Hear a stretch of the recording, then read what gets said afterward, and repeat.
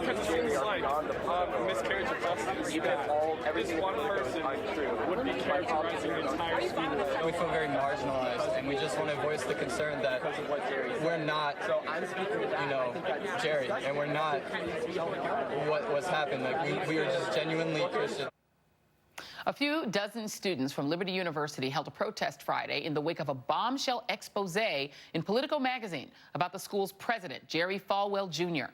The piece portrayed the evangelical leader as behaving in ways that are, to say the least, antithetical to his professed beliefs. The report was written by a Liberty University alumnus after interviewing more than 24 current and former Liberty University officials. They detailed instances of Falwell allegedly partying at nightclubs, graphically discussing his sex life with employees, and electioneering for Donald Trump.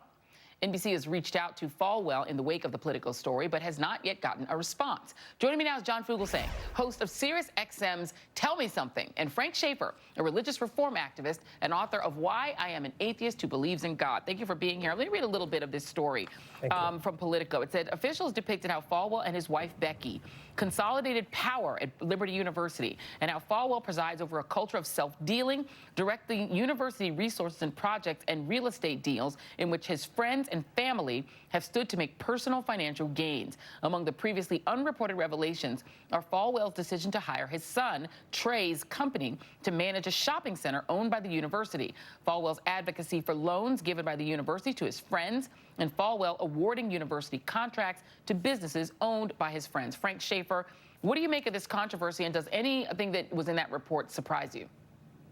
Nothing surprises me about it, because back in the 70s and 80s, when my father was one of the founders of the religious right, Francis Schaeffer, and I was his nepotistic sidekick trailing along, we were flying along in Jerry Falwell's private jet, Jerry Falwell Sr., that he lent us.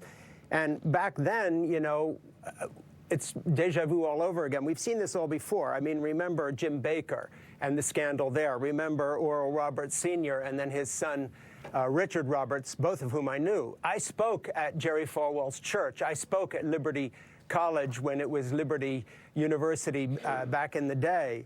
And I knew these people. So, you know, if you look at Trump's attorney, Jay Sekulow, and his family, who take in about $230 million a year in contributions and pay themselves out millions. When you look at people like Kenneth Copeland, who's worth $750 million, when you look at Benny Hinn, worth $40 million, Jerry Falwell Jr. is just another con artist grifter cashing in on 501c3 tax-deductible status. There's a long history of this. First of all, it doesn't represent the best of Christianity in this country. It is the evangelicals who should be rising up furious that their name is dragged through the mud again and again and again by these con artists. And then when you look at the present situation, one thing has changed. The old con artists, like Oral Roberts, were glad just to make money, squirrel it away, steal, lie, et cetera, et cetera. Now we have Jerry Falwell Jr., and what he wants is access to power, and not just any power, white nationalist power, racist power, power that lies, power that commits adultery, power that has porn artists have to be paid off with checks written in the Oval Office.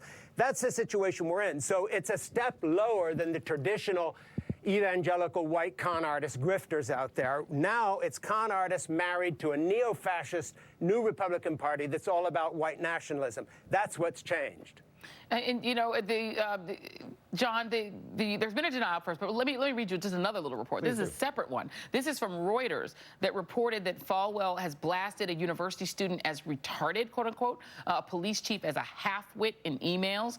Liberty University actually issued a 19-page rebuttal, not to that, but to the Politico and the Reuters articles, saying Liberty University is releasing this information on what would typically be private business matters to attempt to set the record straight. And in an Associated Press interview, this is 3 for my producers, now Jerry Falwell Jr. is asking for an investigation. He wants the FBI to investigate what he called a criminal smear campaign orchestrated against him by several disgruntled former board members and employees. He told the Associated Press he has evidence that the group improperly shared emails belonging to the university with reporters in an attempt to discredit him. He said that the attempted coup was partially motivated by his backing of Donald Trump. What do you make of his denials, and what do you make of his status remaining in the evangelical community, given what apparently even some of his own insider folks knew? Well, it's interesting in the era of the Russia investigation, now the new trendy thing is to call for your investigators to be investigated. I'd love to see more scrutiny landing on on Jerry Falwell Jr.'s church. He is not a pastor. It's very important to remember that. His brother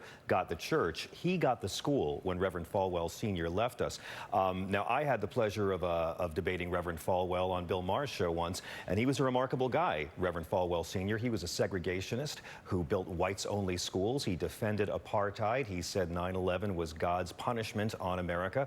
And I grew up in the 80s when I was a kid, being raised by an ex-nun, looking at a media culture that said this is what Christianity is. And for too long, we've had a media world where you have atheists and then you have people who scream at women outside clinics, and that's meant to represent the spectrum of spirituality. Most evangelicals, including conservative evangelicals I talk to, don't take Falwell Jr. too seriously as one of their own. He's mainly there because, as Frank pointed out brilliantly, he's a grifter with a last name. Oh, look at the picture you just showed when I said that. So, you know, the main thing about it is that for so many years, he's able to do this, and these modern-day Pharisees have really got a clever racket going.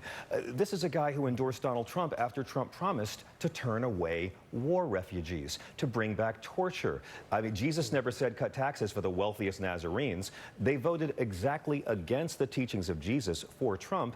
It's the same with Mike Pence. We have this idea where, well, I'm against gays, so I'm Christian, even though Jesus was never against gay people. So Mike Pence can sign a law in Indiana saying you can turn away private taxpayers if they're gay because it offends your religion.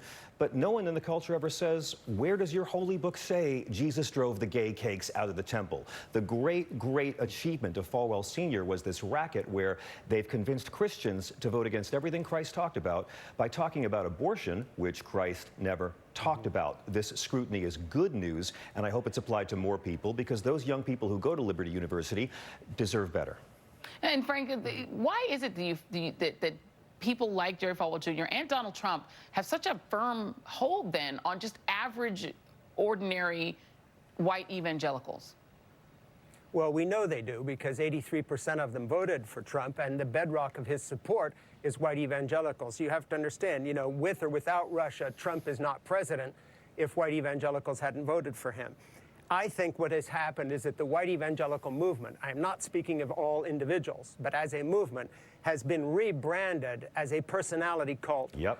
And they are trying to follow one person who, as John said earlier correctly, is about as far away from Jesus and his teachings as you can get. So the jump that has been made is not just a jump to an innocuous personality cult. It is a jump to the antithesis, the exact opposite of everything Christianity at its best ever stands for. It's the opposite of feeding the widow and orphan. It's the opposite of reaching out to the stranger. It contradicts everything about the best of the Old Testament and the New Testament.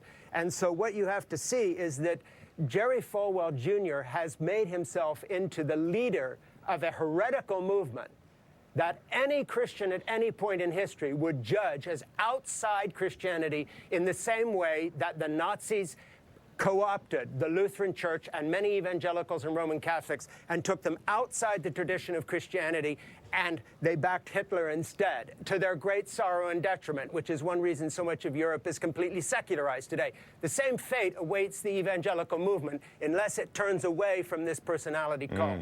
They're an atheist And last factory. word to you on this, John, because the other thing is that this is the movement that's also driving the takeover of the American courts, the federal court system, because they very much want control of the courts, both to have their own pecuniary interests on what they would view their Christian interests, but also pro-corporate interests protected. Indeed, it is all about the prophet, not the prophet. And, you know, again, you have to show me in your holy book where Jesus said this is what he believes if you're going to fight for this kind of discrimination or this kind of prophet. This is why so many people are turned off to religion. It's the hypocrisies of the modern Pharisees, and it's really, really great to see more scrutiny being paid, because there's a lot of decent Christian people out there who are trying to live by the tenets of Matthew 25 and the Sermon on the Mount. Yeah, John Fugelsang and Frank Schaefer, really great conversation. Thank you guys. Really appreciate you being here. Thank you. Thank you. And coming up.